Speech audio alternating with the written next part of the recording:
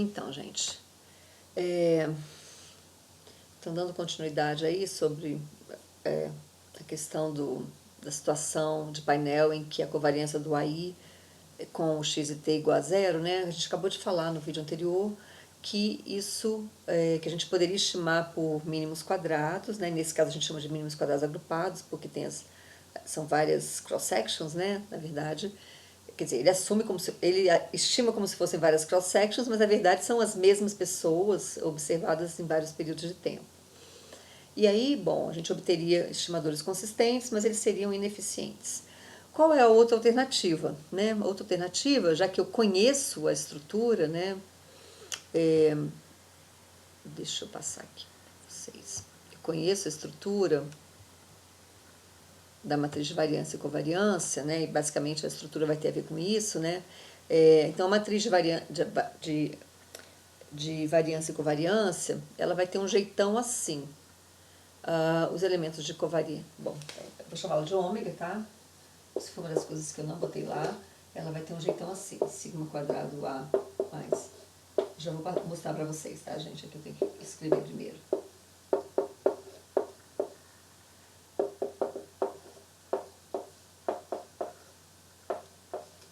Todos os elementos de covariância vão ser sigma quadrado A.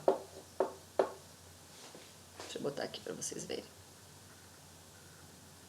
Então, olhando aqui no slide primeiro, a gente vê, olha, a covariância que são os elementos fora da diagonal principal, é variância de A. E a variância, que são os elementos da diagonal principal, é variância de A mais variância de U, que é sigma quadrado A mais sigma quadrado U. Então, vamos mostrar aqui o quadro para vocês, rapidamente. Então, a gente teria uma matriz ômega, que seria essa matriz de variância com variância, no modelo aqui, né, nessa situação aí. Então, todos os elementos fora da diagonal principal são sigma quadrado A. Assim, né? Essa é uma matrizona ômega. E a gente teria que fazer a transformação com base nisso aqui, tá certo? Nessa matriz aí. Bom, então vamos aqui.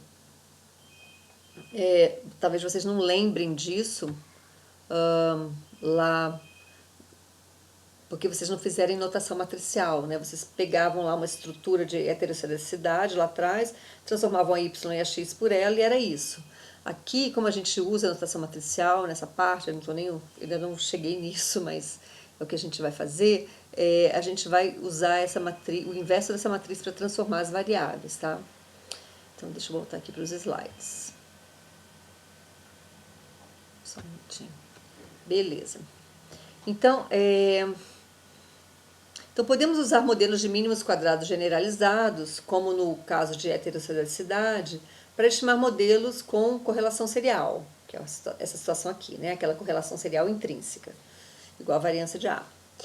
A derivação da transformação de mínimos quadrados generalizados, que elimina a correlação serial nos erros, exige álgebra matricial sofisticada, tá? Eu botei só uma matriz aqui, só para vocês verem a estrutura, né? A transformação final é uma média ponderada, então como a gente está nessa situação aqui, né, de aulas virtuais, talvez eu não vá mostrar exatamente como seria isso, né, para vocês, mas vocês vão se vocês tiverem interesse eu posso fazer, tá, para algumas pessoas, mas vocês vão ver agora então pegar as variáveis originais, né, tanto as y como as x, e transformar por essa estrutura aqui de variância e covariância, que está nessa matriz ômega. Deixa eu ver se eu estou aqui falando direito para vocês, tá? Assim, faria com que a gente transformasse cada uma das variáveis, tanto as y como as x, por uma transformação que eu vou mostrar agora. Então, a transformação final é uma média ponderada entre mínimos quadrados ordinários agrupados e o estimador de efeitos fixos. E a equação transformada usa dados quase centrados na média. Então, olha lá como é que eu transformaria, gente. Isso aqui também é outro problema, porque não fica bom aqui as equações, nem nada disso, né? Então, olha só como é que seria a transformação. Eu pegaria cada variável do meu modelo, tá aqui a y, e eu subtrairia esse θ, y e barra. Depois aqui a mesma coisa, até com o intercepto, aí o B1 ele seria o coeficiente dessa variável x1 aqui transformada, seria x1 original menos esse θ, x1 barra, e assim sucessivamente, e os erros compostos também. E o que é esse θ? Se vocês olharem, esse θ, ele está entre 0 e 1, tem que ver se eu copiei isso, eu acho que eu copiei certo, sim.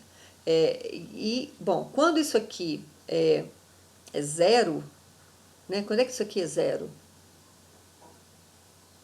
Será que eu botei isso? Eu acho que aqui é sigma quadrado A. Só um minutinho, gente, deixa eu ver aqui. Ai, meu Deus. Ninguém merece. Não, é sigma quadrado U mesmo. Quando é que isso aqui é zero? Exatamente. Quando é que isso é zero? Quando isso aqui é 1, né? E quando é que isso aqui é 1? Quando o sigma quadrado 1A é zero. Quando o sigma quadrado A é muito pequeno, né? Ou seja, a gente não está naquele. A variância ali do AI ou é muito pequena, ou o AI não tem tanta importância, né? Basicamente isso. Então, a gente zera essa variância aqui, aí fica sigma quadrado U sobre sigma quadrado U, que dá 1, raiz quadrada de 1, aí fica 1 menos 1. Então tem uma situação que ele nunca vai chegar a ser 0 ou 1, né? Vai chegar próximo de 0 ou próximo de 1. Mas então quando ele está muito próximo de 0, é porque o sigma quadrado A não é importante. E aí então quando isso aqui é 1, a gente está numa situação, desculpa, quando isso aqui é 0, né? Isso aqui é 1 e o θ todo é 0, a gente está numa situação que mínimos quadrados ordinários, né, agrupados, é o que eu estou estimando. É basicamente aquela situação em que eu não preciso de me preocupar com o efeito do AI, né, tanto para bagunçar meus erros, né, que aí eu teria que sair de mínimos quadrados agrupados para ir para efeitos aleatórios, como para viesar meus coeficientes, né, que eu sairia de mínimos quadrados agrupados e também de efeitos aleatórios e iria para alguma transformação do tipo efeito fixo, primeiras diferenças, né, que eliminaria os AIs. Né? Então vamos lá, então essa é a situação em que o θ é zero quando sigma quadrado A é muito próximo de zero, porque aí isso aqui fica zero, fica sigma quadrado sobre sigma quadrado que é 1, 1 menos 1. Então a gente está mais no caso aqui para cá, no caso de usar mínimos quadrados agrupados. E tem uma situação em que sigma quadrado A é bem importante, ele tem um impacto muito grande, também tem uma variância maior, então a gente fica aqui com uma coisa bem grande no denominador, relativamente ao numerador, né? E aí a gente pode então ficar com uma coisa mais próxima de 1, porque aí esse termo todo ficaria próximo de 0, ele certamente seria menor do que 1, né? Ainda teria que tirar a raiz quadrada, e aí aqui eu ficaria com uma coisa mais próxima de 1, e quando esse θ é igual a 1, eu tenho a transformação within, que é y e t menos y e barra. Depois é x e t menos x e barra, quando o θ é igual a 1. Então, o modelo de efeitos aleatórios, ele na verdade está entre de mínimos quadrados agrupados e o de efeitos fixos. Ele a gente chamou aqui antes, né, os dados são quase centrados na média. Então, eles não chegam a ser centrados na média, porque quando eles são centrados na média, a gente está no caso de efeitos fixos, mas eles estão nesse meio termo. Beleza. Então, se θ é igual a 1, a gente está com o estimador de efeitos fixos, basicamente a gente subtrai a média inteira, e se θ é igual a 0, a gente está com o estimador de mínimos quadrados. Então, quanto maior a variância do efeito não observado, mais próximo está do estimador de efeitos fixos. Então, quanto maior, isso aqui vai ficar tudo bem pequeno e ela vai ficar perto de 1, o θ, né? E quanto menor a variância, mais próximo A ficará de mínimos quadrados ordinários. Beleza. Bom, o que é o estimador de efeitos aleatórios? Então, basicamente, você é o estimador de mínimos quadrados generalizados, né, ou ponderados, e a gente basicamente vai aplicar aquela transformação que eu botei ali, na equação 6, a todas as variáveis do modelo, e vou chamar todos eles são estimados assim, né? Depois que a gente transforma, a gente estima por mínimos quadrados agrupados, né? É isso. Então, o estimador de efeitos aleatórios é isso.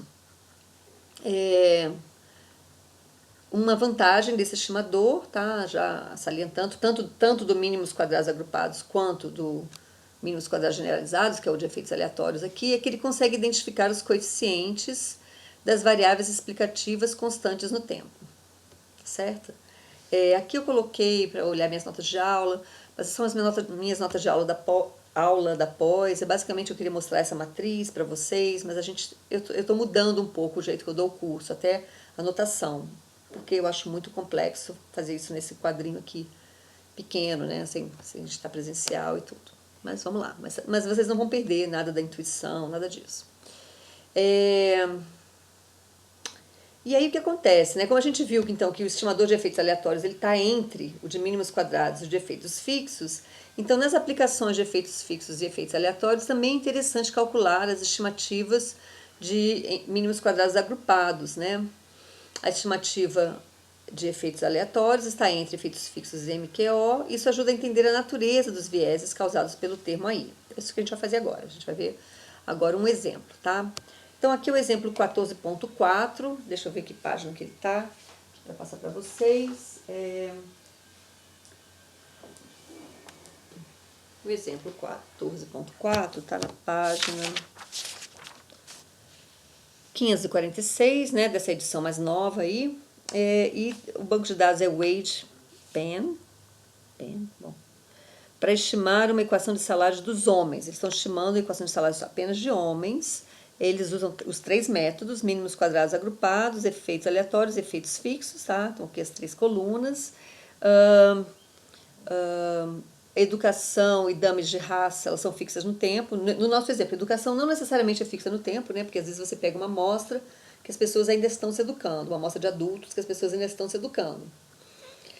Mas às vezes, no caso desse exemplo aqui, educação não muda, tá? Então, educação é fixa no tempo e as dames de raça também. As pessoas, né, se classificam e mantêm a sua classificação por todos os períodos que elas foram entrevistadas. Então, beleza.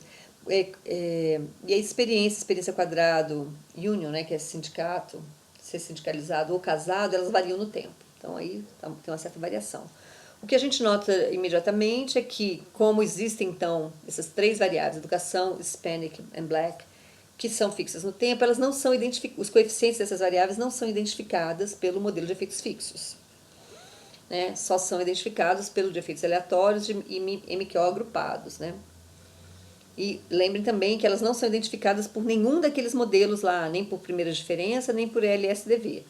Todos aqueles 3 modelos, né, que são usados lá na situação de AI correlacionado com XI, não conseguem identificar variáveis fixas no tempo, coeficientes associados a variáveis fixas no tempo, tá certo?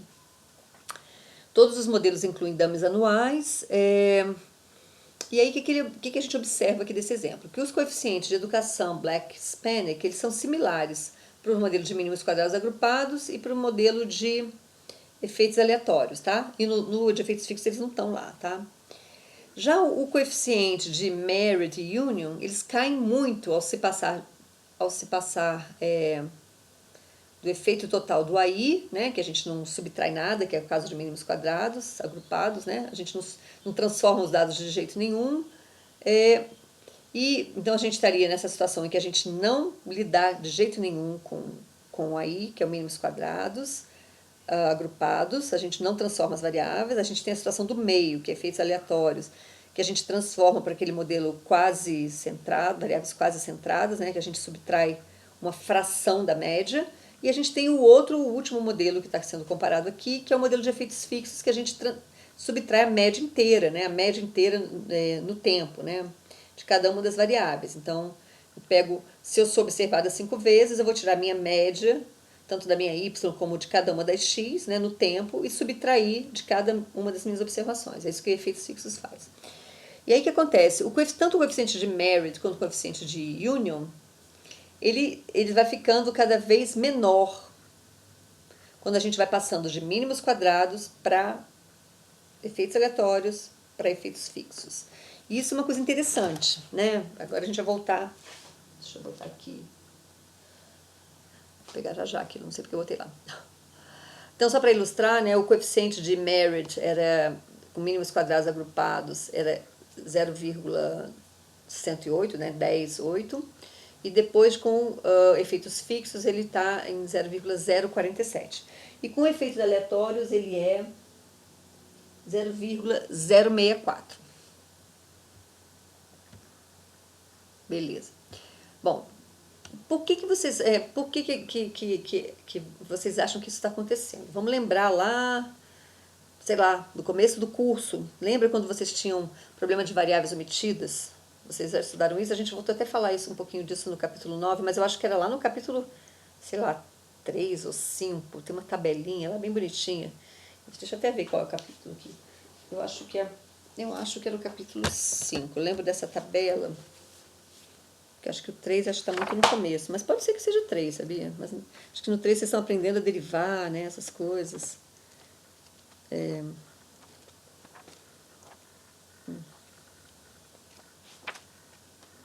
meu Deus. O que é isso? Não é de regressão múltipla? Não, acho que o capítulo 5 é um capítulo de assintóticos, né? Será que é esse? Ah, pode ser isso aqui. Adição de regressores, acho que é no capítulo 1.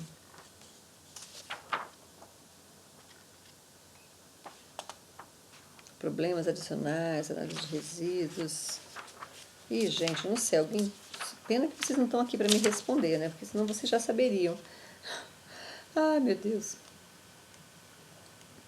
Então, mas em algum capítulo aí, no começo do livro, ele estava tratando justamente de dois problemas. Lembra que vocês falavam? Você podia incluir uma variável irrelevante,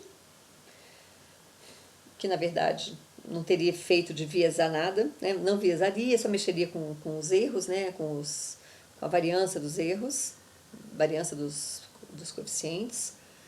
Então você incluir, sei lá, vou botar o tamanho do sapato da pessoa para explicar o rendimento dela no mercado de trabalho. Provavelmente o tamanho do sapato da pessoa, enquanto ela calça, não vai afetar o rendimento dela no mercado de trabalho, né? A não ser que seja um caso assim, sei lá, a pessoa tem um pé muito pequeno, ela tem que se equilibrar em cima de uma, sei lá, de uma ponte. Mas assim, não é isso. Mas assim, claro, eu peguei uma coisa que não, sei lá, podem pensar em qualquer coisa, o tamanho da mão pode afetar, se ela for pianista, se ela for isso, se ela for aquilo.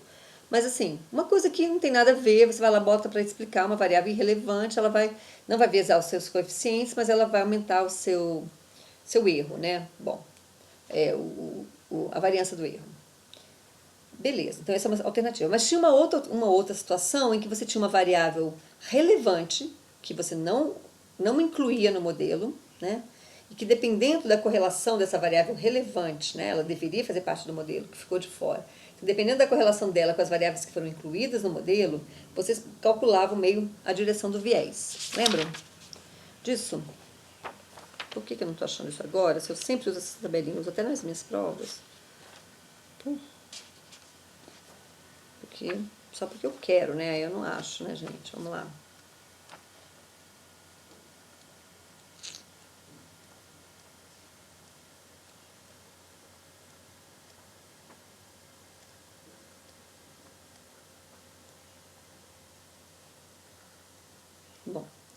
Bom, aqui é a mesma coisa, gente. Então, por que aconteceu isso, né, do coeficiente de Merit? Ele está bem grande, bem maior, quando você estima por mínimos quadrados, e ele vai diminuindo e fica o menor possível quando você estima por efeitos fixos.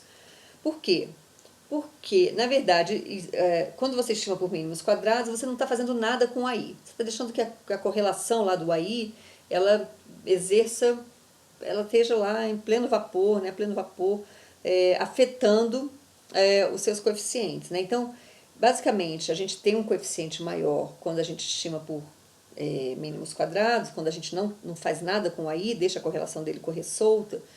E isso mostra, então, que o AI, né, que o AI dessa amostra de homens aí, então alguma coisa não observada dos homens, né,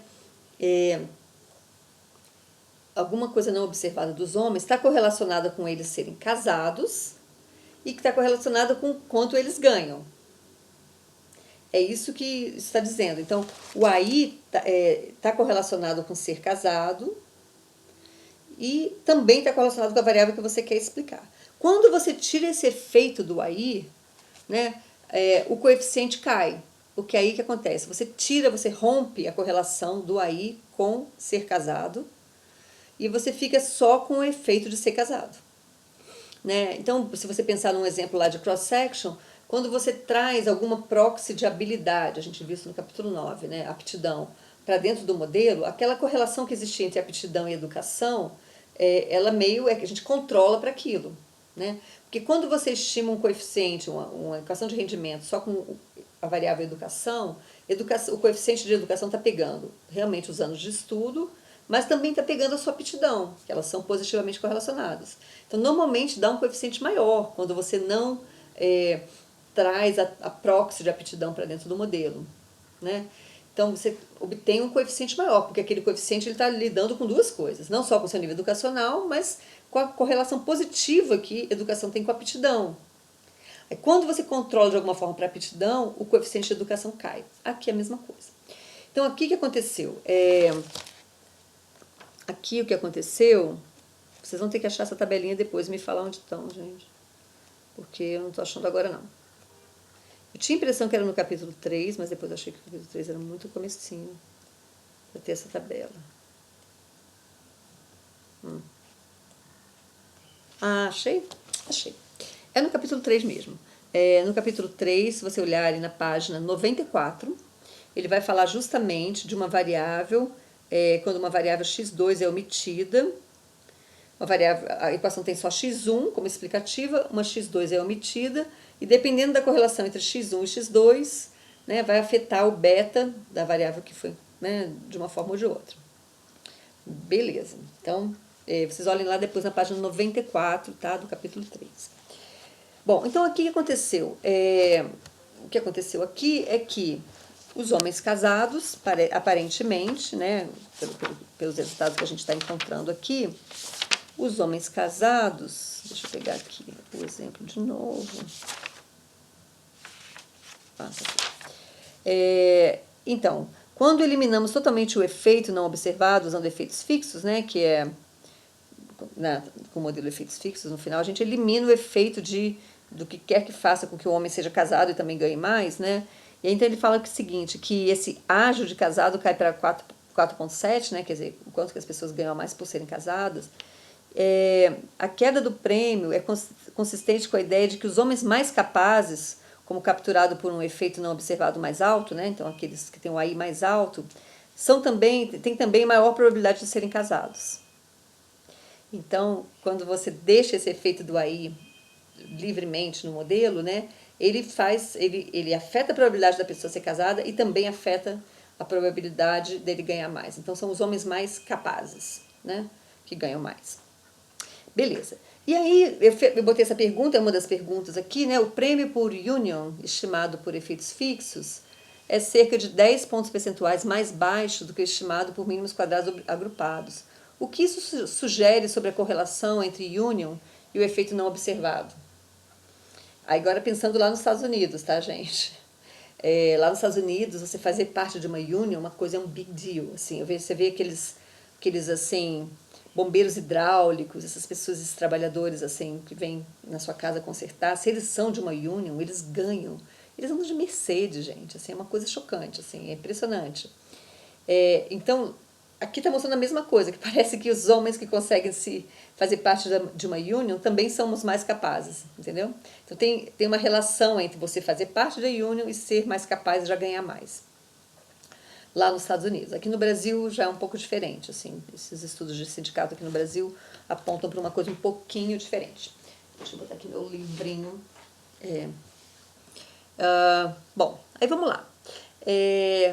Então a gente viu as duas situações, a gente falou dos dois modelos que eu queria falar, né? Agora a gente viu que é muito importante até estimar os três, né? Mínimos quadrados, efeitos aleatórios e efeitos fixos, porque a gente vai saber um pouquinho vai poder analisar essas correlações, né? Ver como é que o AI está correlacionado com a variável Y através, a gente viu no modelo anterior, né? A gente viu, ó, isso aqui aumenta, então os homens mais, sei lá, mais capazes, que eles estão chamando, mais capazes de ganhar, né, mais no mercado de trabalho, também são aqueles que têm com maior probabilidade de se sindicalizar e também com maior probabilidade de casar. Então é interessante estimar esses três, mas e aí a gente vai, né, ter uma ideia do que está acontecendo com o AI, mas existe também um teste formal, gente, um teste para ajudar vocês decidirem em que grupo, né, de modelos a gente está. Se a gente está naquele, se a gente deve usar um dos modelos que assumem que a covariância do AI com XI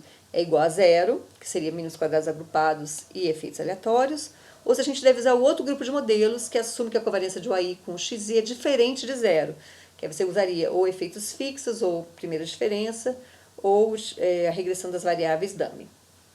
Tá? É claro que é mais interessante usar painel quando a gente assume que o AI, no caso de o AI ser correlacionado com o XI, né? Não precisa nem de assumir, né? Então, no caso de haver essa correlação, que é o caso mais interessante de painel, né? Então, então é mais comum pensar que precisaríamos de algum modelo que elimine a correlação da heterogeneidade não observada aí com as variáveis explicativas, pois essa é a aplicação mais interessante de painel. Né? E tais modelos são efeitos fixos, primeiras diferenças e regressão das variáveis dummy. E eu botei a sigla em inglês, porque quando a gente for para o software, a sigla em inglês é mais usada. Tá? Em alguns casos, porém, efeitos aleatórios é o mais apropriado, pois identifica também os coeficientes das variáveis fixas no tempo. Então, às vezes, a gente quer usar, e em casos em que o AI não é correlacionado com X, pode usar. Né? E como determinar em que situação estamos? Se a gente está aqui com covariância de AI com X e T diferente de zero, ou com a covariância de AI com X e T igual a zero.